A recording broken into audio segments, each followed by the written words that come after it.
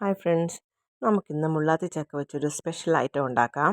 എൻ്റെ വീട്ടിൽ മുള്ളാത്തി ചക്ക പഴുക്കുമ്പോൾ മുഴുവനകത്ത് കറുത്ത് കേടായി പോകുന്നു. അപ്പോൾ ഇത് ഞാൻ വെച്ച് ഇതുകൊണ്ടൊരു സ്പെഷ്യൽ ഐറ്റം ഉണ്ടാക്കിയാലോ എന്ന്. അതിനായിട്ട് ഞാനിത് തൊലി കളഞ്ഞ് നല്ല വൃത്തിയാക്കി എടുത്തിട്ടുണ്ട്. ഇതിനെ ചെറിയ കഷ്ണങ്ങളാക്കി മുറിച്ച് അതിൻ്റെ കുരുവെല്ലാം മാറ്റിയിട്ടുണ്ട്.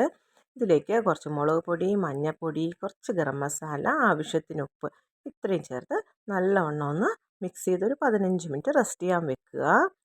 എണ്ണ ചൂടാക്കി അതിലേക്ക് ഇത് മുഴുവനായിട്ടിട്ടൊന്ന് വറുത്ത് കോരുക. നല്ല ക്രിസ്പി ആയിട്ട് വറുക്കണമെന്നില്ല, ഞാനൊരു പകുതി പരുവത്തിലേ വറുത്തെടുക്കുന്നുള്ളൂ. നല്ല ക്രിസ്പിയാക്കി എടുത്താൽ നല്ല ചക്ക വറ്റൽ പോലെ ഇരിക്കും, നല്ല ടേസ്റ്റാണ് കഴിക്കാൻ. കുട്ടികൾക്കൊക്കെ വറ്റലായിട്ടൊക്കെ പൊരിച്ച് കൊടുത്താൽ പാത്രം കാലിയാകുന്ന അറിയത്തില്ല.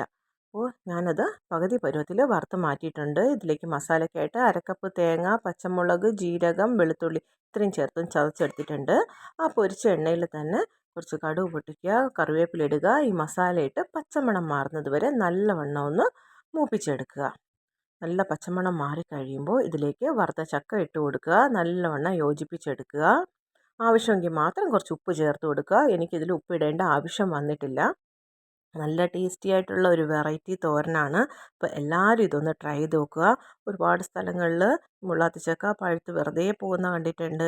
അതുപോലെ പഴുക്കുമ്പോൾ ഉള്ളിൽ കറുത്ത് കേടാവുന്ന ഞങ്ങളുടെ വീട്ടിലാകുന്നത് പോലെ. അപ്പോൾ അങ്ങനെയൊക്കെ ഉള്ള സ്ഥലങ്ങളിൽ ഇത് പച്ചയ്ക്ക് പറിച്ച് ഇതുപോലെ ചിപ്സ് ഉണ്ടാക്കുകയോ തോരൻ ഉണ്ടാക്കുകയൊക്കെ ചെയ്യാം. നല്ല ടേസ്റ്റിയാണ്. എല്ലാവരും ഒന്ന് ട്രൈ ചെയ്ത് നോക്കുക. അപ്പോൾ അടുത്തൊരു നല്ല വീഡിയോ ആയിട്ട് കാണുന്നവരെ ബൈ ബൈ.